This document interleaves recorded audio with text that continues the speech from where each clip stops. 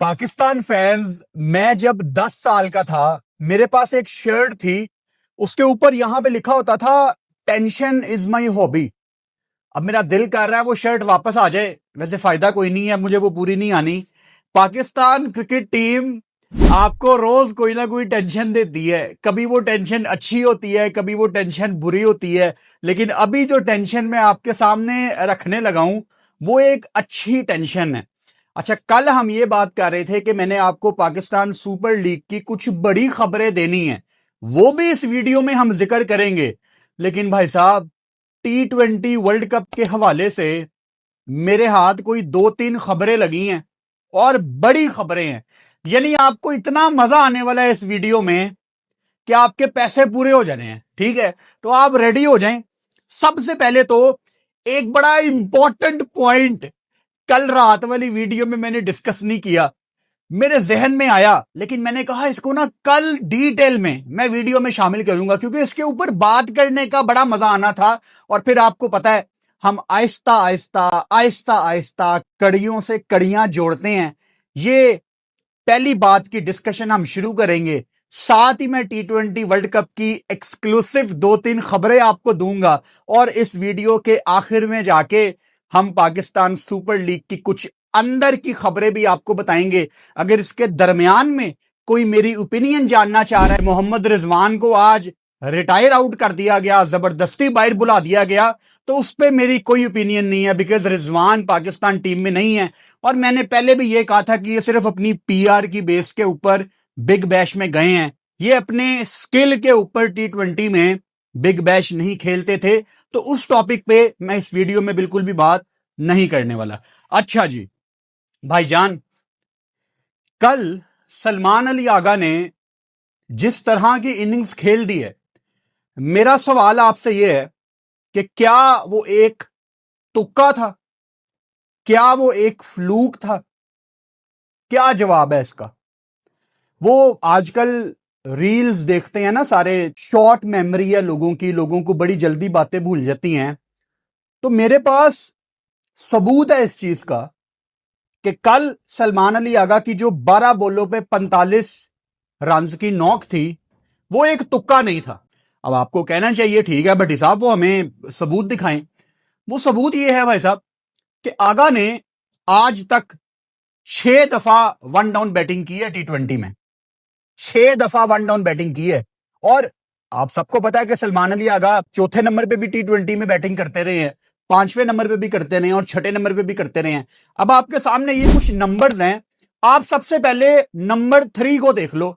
सलमान अली आगा जब one down Pakistan से batting करने आए हैं T20 इंटरनेशनल में, तो आगा जी का जो स्ट्राइक रेट है वो 165 का है, जो कि बहुत जबरदस्त है।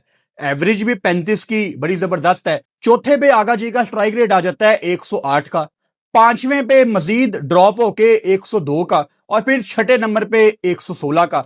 यानी सलमान अली आगा ने अगर पाकिस्तान से T20 इंटरनेशनल लाइनअप में बैटिंग करनी है तो उनके लिए जो सबसे बेहतरीन पोजीशन है वो वन डाउन है, क्योंकि वहां पे उनकी परफॉर्मेंसेस सबसे ज्यादा बेहतर है। अच्छा, जो आगा ने ये 6 इनिंग्स खेली हैं, अगर मैं उनका ब्रेकडाउन करूं, अब आप में से कोई कह सकता है ना यार कि कल वाली नॉक की वजह से, कल सलमान अली आगा का स्ट्राइक रेट था 375 का, तो आप में से कोई कह सकता है ना कि सिर्फ कल वाली नॉक की वजह से आगा का स्ट्राइक रेट बेहतर हो गया होगा वन डाउन। नहीं भाई साहब, अब जरा सुनो। आगा ने 6 दफा वन डाउन बैटिंग की है। जब आगा जिंदगी में पहली दफा वन डाउन बैटिंग करने आया था तो आगा का स्ट्राइक रेट था उस इनिंग्स में सिर्फ 90 का। ओके, उसके बाद दूसरी इनिंग्स में आगा का स्ट्राइक रेट था 164 का। तीसरी इनिंग्स में आगा का स्ट्राइक रेट था अगेन 164 का। उससे अगले मैच में आगा सिर्फ एक पे आउट हो गया था, उसको हम कंसीडर नहीं करते। फिर उससे अगले मैच में, जो कि श्रीलंका सीरीज का पहला मैच था, आगा का स्ट्राइक रेट था 145 का, जो आपका पहला T20 मैच हुआ था। और कल रात को आगा का स्ट्राइक रेट था 375 का, ये 388 तक भी गया था। 12 बॉलों पे 45 रन की इनिंग्स थी सलमान अली आगा की। अगर मैं आईसीसी के फुल मेंबर्स की बात करूं, जो इस टाइम इंटरनेशनल क्रिकेट में फुल मेंबर्स में तेज तरीन 50 है, वो द ग्रेट युवराज सिंह की है, 12 बॉलों पे 50। और कल अगर आगा एक आखिरी हिट लगा देता तो युवराज सिंह का रिकॉर्ड वो बराबर कर देता। मेरा दोबारा आपसे सवाल यह है कि क्या ये एक तुक्का था? नहीं, ये तुक्का नहीं था। अगर कल वाला मैच तुक्का होता तो उससे पहले आगा ने जो 145 का स्ट्राइक रेट किया है वो भी ना होता। जो आगा ने उससे पहले 2 दफा 164 और 164 के स्ट्राइक रेट से रन किए हैं फिर वो भी ना होते। अब ये स्ट्राइक रेट की स्टोरी आपको बताने का एक मकसद है, और मकसद पता क्या है भाईजान? बाबर ने कहां पे बैटिंग करनी है? बाबर को कहां बैटिंग करवानी है आपने? बाबर पाकिस्तान टीम में आ रहा है वर्ल्ड कप में, किस नंबर पे बैटिंग करेगा? सलमान अली आगा को मेरा पैगाम है, एज ए कैप्टन आप जवाबदेह हैं, आप अकाउंटेबल हैं। आपसे पूछा जाएगा खड़ा करके कि आगा जी वर्ल्ड कप क्यों नहीं जीते आप, कहां पे कमी पेशी रह गई? तो Salman Ali Agha as a captain क्या ये ब्रेव कॉल ले सकते हैं कि वो खुद वन डाउन बैटिंग करें? क्योंकि कप्तान को फ्रंट से लीड करना पड़ेगा, और जब बाबर कप्तान था वो टूर्नामेंट्स में फ्रंट से लीड नहीं कर पाया। तो यहां पे वो डिबेट ही हम शुरू नहीं कर सकते कि Babar as a batter front से लीड करेगा। अब अगर बाबर वन डाउन बैटिंग नहीं करेगा तो बाबर कहां पे बैटिंग करेगा? अब आपके लिए बड़ा आसान है कहना, फरहान को बाहर कर दो, साइम अयूब को बाहर कर दो। क्या बात है यार! वो बाबर आजम जो फेलियर था T20 में, जिसको आपने पाकिस्तान टीम से बाहर निकाला, जिसकी एक बड़ी एवरेज बिग बैश जा रही है, वहां पे भी वो रन बॉल तकरीबन ही खेल रहा है, तो अब उसको वापस लाने के चक्कर में अब फरहान या साइम को कुर्बानी देनी पड़ेगी। यानी बाबर के लिए सारी जिंदगी कोई ना कोई बैटर कुर्बानी ही देता रहे, लेकिन बाबर ना में कुछ करके दिखाए। तो फरहान और साइम तो भाई साहब कहीं नहीं जा रहे, वो तो इंशाल्लाह ओपन करेंगे और उनको ही ओपन करनी चाहिए। मैं मानता हूं साइम की ऑन एंड ऑफ परफॉर्मेंसेज आती हैं, फरहान भी दरमियान में फंसता है, लेकिन जितना बिलीव आपने इन दोनों को दे दिया है, अब आप बड़े टूर्नामेंट में इनको लेके जाओ, ये आपको रन करके देंगे। वन डाउन आपका आगा आ गया, फिर बाबर को क्या आपने चौथे पे भेजना है? क्या बाबर चौथे पे बैटिंग कर सकता है? जो कि ऊपर से आके पावर प्ले यूटिलाइज नहीं कर पाता, वहां पे भी उसको एक आधी ड्राइव ही मारनी होती है बस। क्या बाबर आजम जब फील्डिंग खुली होगी उसके पास तो बड़े शॉट्स ही नहीं है? अच्छा, यहां पे मैं थोड़ी देर के लिए फखर जमान को लाता हूं। आगा के वन डाउन बैटिंग करने की बदौलत फखर जमान की भी जगह नहीं बनती। हम कल वाले मैच का अगर बैटिंग ऑर्डर देखें, देखना इंपॉर्टेंट है, इसलिए ये आपका बैटिंग ऑर्डर है, इसमें चौथे पे आपने उस्मान खान को बैटिंग कराई है। एंड बाय द वे, मुझे वर्ल्ड कप के स्क्वाड में, अभी मैं वर्ल्ड कप के स्क्वाड पे आऊंगा, ख्वाजा नाफे मुझे जाते नजर नहीं आ रहे, और क्यों नहीं आ रहे या उनको होना चाहिए या नहीं होना चाहिए उस पर अभी हम आएंगे। लेकिन आपके इस बैटिंग ऑर्डर में क्या चौथे नंबर पे आप बाबर को बैटिंग कराएंगे? मेरा ख्याल है अगर बाबर आजम पाकिस्तान की टीम में कहीं पे भी फिट होता है तो या एज एन ओपनर होता है या वन डाउन होता है। एंड सॉरी बाबर, इस टाइम दोनों जगह नहीं है आपके लिए। तो क्या मैं ये कहना चाह रहा हूं कि आप बाबर आजम को वर्ल्ड कप के लिए ड्रॉप करें? नहीं, आप बाबर आजम को वर्ल्ड कप के लिए ड्रॉप नहीं करेंगे, आप उसको लेके जाएंगे, वो आपके 15 के स्क्वाड में होगा और बेंच पे बैठ के अपनी बारी का इंतजार करेगा। अब यहां पे पागल हो गए होंगे, ओए बाबर बेंच पे कैसे बैठ सकता है? ओ यार ये नहीं हो सकता, तुम्हारी हिम्मत कैसे हुई? वो बेंच की औकात ही क्या जिसपे बाबर बैठे? बाबर बेंच पे नहीं बैठ सकता, ये काबिले कबूल नहीं है। क्यों नहीं बैठ सकता? जगह नहीं बनती। बाबर पाकिस्तान टीम से बड़ा नहीं है, पाकिस्तान टीम सबसे पहले है, और इस टाइम प्लेइंग 11 में वो फिट नहीं होता। और मिसाल के तौर पे अगर आप बाबर को जबरदस्ती फिट करते हैं तो आपके कप्तान को कॉम्प्रोमाइज करना पड़ेगा। अब मेरा सवाल यह है कि कप्तान बाबर आजम के लिए कॉम्प्रोमाइज क्यों करे? क्योंकि बाबर ने तो कभी कॉम्प्रोमाइज नहीं किया किसी नए बच्चे के लिए। वो तो ऊपर वाली क्रीम सारी जिंदगी खाता रहा है, ऊपर आके 2-4 कवर ड्राइवें मारी, रन बॉल मेंटेन किया, सबसे ज्यादा रन कर दिए, स्ट्राइक रेट की कोई परवाह नहीं, रिक्वायर्ड रन रेट बाहर में जाए। उसकी तो सारी जिंदगी की क्रिकेट यही है। तो आगा जिसकी बेस्ट परफॉर्मेंस वन डाउन पे निकली है, और मैं आपको सैंपल साइज दिखा चुका हूं, तो आगा क्यों चौथे पे आए? मतलब ये क्यों मैं कहूं कि आगा जो तीसरे पे कर सकता है, आगा चौथे पे क्यों नहीं कर सकता? आगा क्यों करे चौथे पे? जहां पे उसकी परफॉर्मेंस निकल रही है वो निकाले तीसरे नंबर पे। तो बाबर आजम की और फखर जमान की इस प्लेइंग 11 में जगह नहीं बनती। और फखर जमान पे मैं आता हूं, फखर जमान को तो मैं चौथे, पांचवें, छठे कहीं पे बैटिंग करवाना ही नहीं चाहता। फखर जमान अगर पाकिस्तान टीम में खेले वो सिर्फ एज एन ओपनर खेले, अदरवाइज वो भी बेंच पे बैठा होगा। यानी मुझे नहीं याद आ रहा when was the last time कि पाकिस्तान को अपना वर्ल्ड कप का स्क्वाड अनाउंस करने में इतनी मुश्किल आई हो। इस दफा आपका जो वर्ल्ड कप का स्क्वाड है, अब मैं उसके ऊपर आ रहा हूं भाई साहब। वर्ल्ड कप का स्क्वाड मेरे सामने से गुजर चुका है, और जो वर्ल्ड कप का स्क्वाड मेरे सामने से गुजरा है ना, मैं कोई आधा घंटा उसको देखता रहा हूं और मुझे काफी चीजें उसके अंदर से समझ नहीं आई। अब मुझे ना अपने होम क्रिकेट बोर्ड के ऊपर यकीन नहीं है। मैं आपको याद करवा देता हूं, चैंपियंस ट्रॉफी में पाकिस्तान की टीम मेरे पास आ चुकी थी 15-20 दिन पहले। आपको बड़े मैंने हिंट दे दिए थे किसने टीम में होना है, आपको खुश दिल का बता दिया था वगैरह वगैरह। फहीम अशरफ टीम में नहीं था। अगले दिन टीम अनाउंस हुई, राणा साहब टीम में थे। कहने का मतलब यह है कि ये लास्ट मोमेंट पे ऐसे यू टर्न लेते हैं कि फिर मेरे जैसे बंदे की ना क्रेडिबिलिटी खराब हो जाती है। जो स्क्वाड मेरे सामने से गुजरा है उसमें अब्दुल समद नहीं है, मैं आपको भी बता रहा हूं।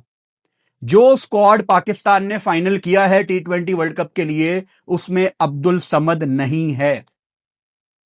यह मैं आपको एक बहुत बड़ा हिंट दे रहा हूं। लेकिन आप तो अब्दुल समद को फिनिशर वाले रोल में लेके जा रहे थे। तो पता नहीं इन्होंने क्या करना है, लेकिन पाकिस्तान क्रिकेट बोर्ड, आकिब जावेद ये चाह रहे हैं कि पाकिस्तान का वर्ल्ड कप का कैंप अगले 2-3 दिन में लग जाए। और आपको कैंप ऐसे ही तो नहीं लगाना, आपको टीम अनाउंस करनी पड़नी है। सो बहुत ज्यादा चांस हैं कि अगले 2 दिनों में, मोस्ट प्रोबेबली 15 तारीख को आपका वर्ल्ड कप का स्क्वाड बाहर आ रहा है, अगर इन्होंने ऑन पीरियोडिटी अनाउंस किया। और कोई वजह नहीं है, मतलब आपने जो जो चीजें देखनी थी आप देख चुके हैं। आप बिग बैश में देख चुके हैं जिनको आपने देखना था। आपका श्रीलंका का टूर खत्म हो गया है, आपने बांग्लादेश के कुछ मैचों में अपने बच्चों को देख लिया। अगर आपने यहां पे कैंप लगाना है, मैं रिक्वेस्ट करूंगा पाकिस्तान क्रिकेट बोर्ड से, आपके जिन लड़कों को आपने बांग्लादेश वापस भेजना था उनको मत भेजें। हम अफोर्ड नहीं कर सकते, अल्लाह ना करे किसी को कोई इंजरी हो जाए इस मौके पे। बांग्लादेश प्रीमियर लीग ही है यार, फिर आ जाएगी लीग, लेकिन वर्ल्ड कप तो एक ड्रीम होता है किसी खिलाड़ी का। तो किसी को वापस भेजने की जरूरत नहीं है। इवन शादाब खान की भी इन्होंने अनाउंसमेंट की थी सिडनी थंडर्स ने कि शादाब 16 जनवरी वाला मैच खेलेगा वापस।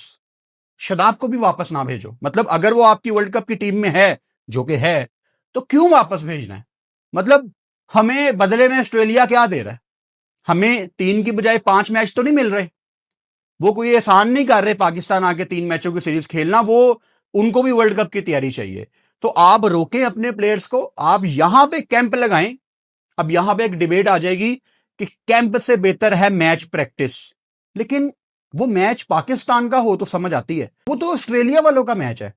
हमारा शहीन वहां पे एक इंजरी लेके वापस आया है ना, वो तो शुक्र अल्हम्दुलिल्लाह उसकी कोई बहुत ज्यादा सीरियस इंजरी नहीं है। लेकिन अगर हो जाती तो क्या हम बिग बैश का गिरेबान पकड़ सकते थे वहां पे?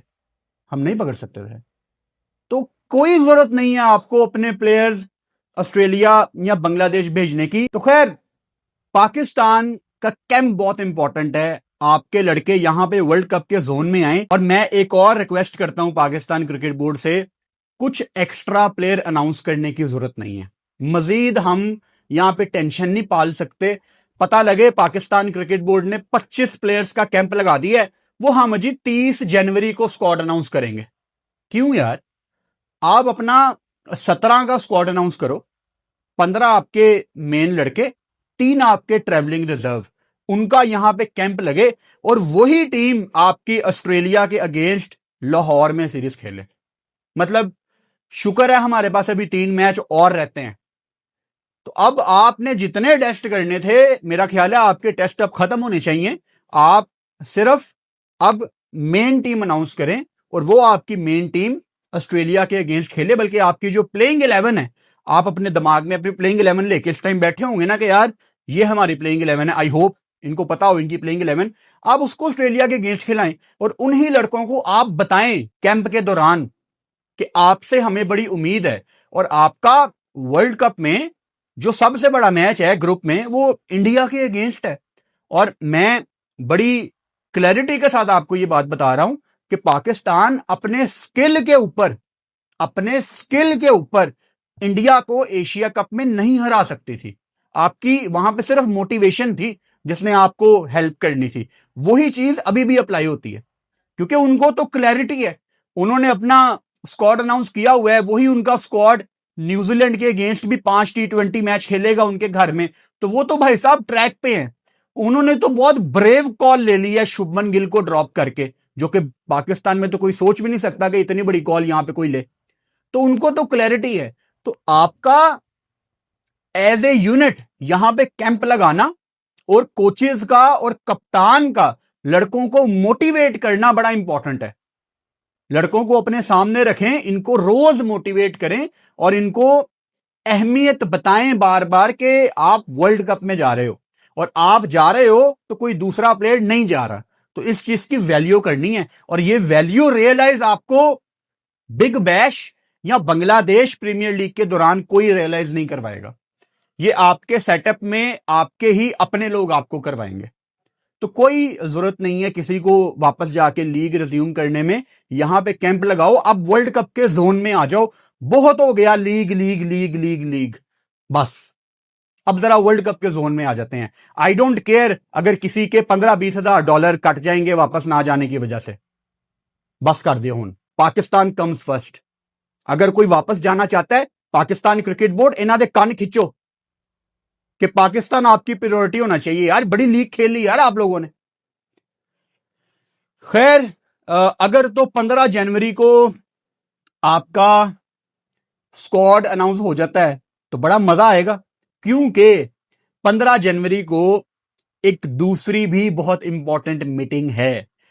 अब जो कल लाइव में मैंने आपको हिंट दिया था कि मेरे पास एक बहुत बड़ी खबर आई है, जिसको मैं लाइव के दौरान बिल्कुल भी नहीं छेड़ना चाह रहा था, बिकॉज उस पर अलहदा से ही बात करने का मजा आना था। भाई साहब, अभी सोशल मीडिया पे जितनी खबरें आप लोग पढ़ रहे हो ना पाकिस्तान सुपर लीग से रिलेटेड, जिसमें पहले नंबर पे यह खबर है कि मुल्तान सुल्तान्स को बेचा जा सकता है, बिड की जा सकती है, या ऑक्शन होगा या ड्राफ्ट होगा। अब हम जरा इस टॉपिक को कवर करने लगे हैं। 15 जनवरी को 8 की 8 फ्रेंचाइजें, जिसमें इस टाइम एक जो मुल्तान सुल्तान्स है फिलहाल उसको रिप्रेजेंट पाकिस्तान क्रिकेट बोर्ड करेगा, जो 8 की 8 आपकी फ्रेंचाइजें हैं, 15 जनवरी को सबकी एक बड़ी मीटिंग है लाहौर में।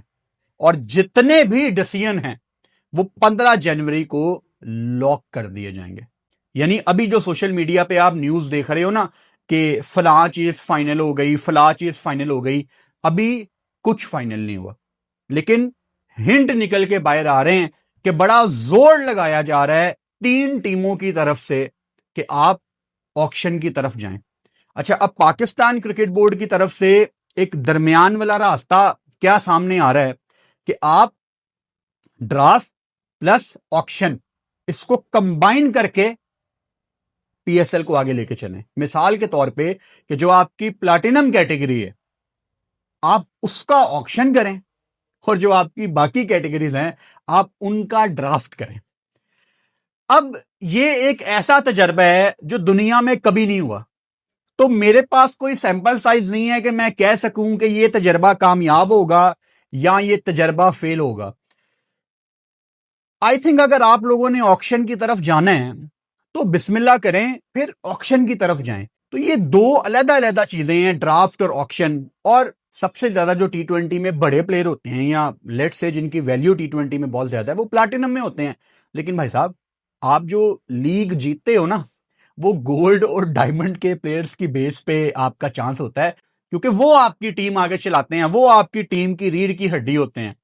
तो यू नेवर नो, आप इंडियन प्रीमियर लीग को देख लो, काफी दफा आपको ऐसे देखने में आता है कि अननोन प्लेयर्स होते हैं जो अभी इंडिया भी नहीं खेले होते, वो 8-8, 9-9, 10-10 करोड़ रुपया ले जाते हैं। तो ये राइट पाकिस्तान क्रिकेट बोर्ड को किसने दिया है कि पीएसएल खुद डिसाइड करे कि प्लाटिनम का ऑक्शन होगा, बाकियों का ड्राफ्ट होगा। यू नेवर नो, पाकिस्तान का कोई यंगस्टर, मिसाल के तौर पे समीर मिन्हास होता है सिल्वर कैटेगरी में, एक एग्जांपल दे रहा हूं आपको। प्लाटिनम में कोई बंदा बोली लगा देता है किसी गोरे प्लेयर की 4 करोड़ रुपया, एक एग्जांपल दे रहा हूं। कोई फ्रेंचाइज समीर मिन्हास के लिए 5 करोड़ तक बोली लगा देती है, क्योंकि इन्वेस्टमेंट है अगले 10 साल की। और ऐसा हो सकता है, अगर किसी फ्रेंचाइज को लगता है कि समीर मिन्हास पाकिस्तान क्रिकेट में आने वाले टाइम में बहुत बड़ा प्लेयर बनेगा, तो उसको 10 साल के लिए कोई भी उठा सकता है एक बहुत बड़ी अमाउंट में। तो आई थिंक अगर आपने ऑक्शन करना है तो फिर सबके लिए ऑक्शन करें। हो सकता है कि आपका कोई पाकिस्तान का बच्चा सबसे महंगा प्लेयर बिक जाए, और ये तो ऑनर्स डिसाइड करेंगे ना टीमों के कि वो किस प्लेयर को कितने पैसों में उठाना चाहते हैं। आई जस्ट होप कि जो 15 जनवरी को फैसला हो वो टोटल ये ऑक्शन की तरफ जाएं। और हमने सैंपल साइज देख लिया है, हमने सैंपल साइज देख लिया है कि अभी जो हमारा 2 टीमों का ऑक्शन हुआ है वो कितना मजे का हुआ था। मतलब पाकिस्तान में इतना इंटरेस्ट था हर बंदे में, मतलब पूरे पाकिस्तान में एक जश्न का समा था, क्योंकि 2 टीमें बिकी थी।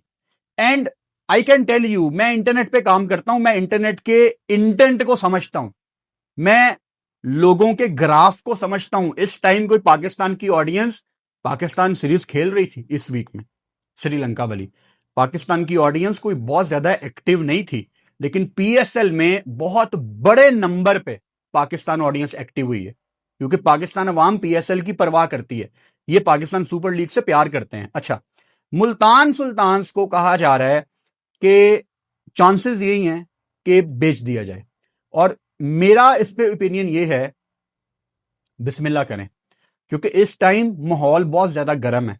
मैं बिल्कुल भी सरप्राइज नहीं होऊंगा अगर मुल्तान सुल्तान्स 200 करोड़ प्लस की बिक जाए।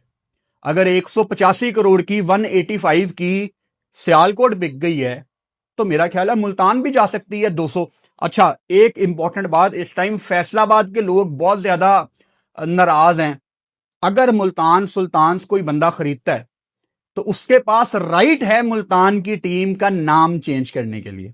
यानी मिसाल के तौर पे अगर फुरकान भट्टी मुल्तान सुल्तान्स खरीद लेता है, काश काश अगर फुरकान भट्टी मुल्तान सुल्तान्स खरीद लेता है, तो मुझे सिर्फ एक पेमेंट करनी है एक्स्ट्रा पाकिस्तान सुपर लीग को। मैं मुल्तान का नाम चेंज करके कुछ भी रख सकता हूं।